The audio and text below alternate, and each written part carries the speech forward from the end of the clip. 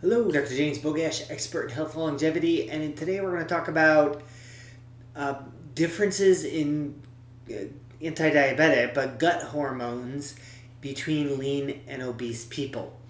And this has everything to do with a lot of Ozempic, Wegovy, semaglutide, Manjaro, Zepbound. These all affect a hormone called GLP-1. And so the thought has been that maybe people who are obese make less of this GLP-1, so that's why it has all this wonderful effects.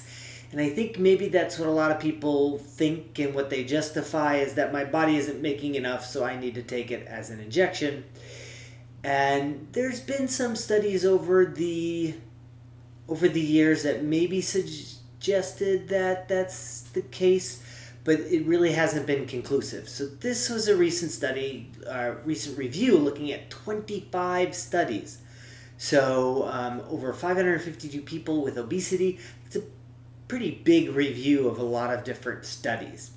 And they looked for several different hormones, specifically GLP-1, which is the hormone that is mimicked by all of those new wonderful weight loss drugs.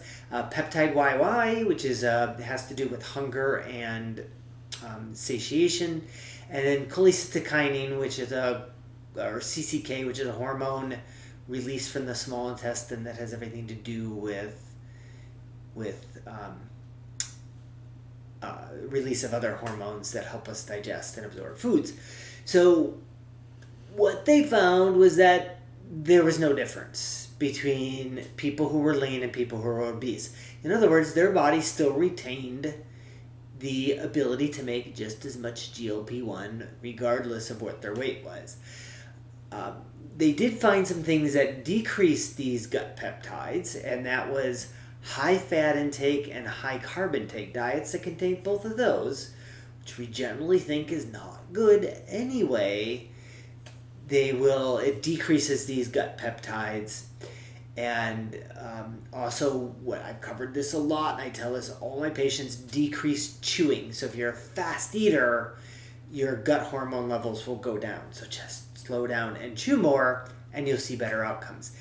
Interestingly enough, they found that whey and pea protein increase gut peptides, as well as guar gum, which is an additive in a lot of different things. It's made from a legume, the guar bean.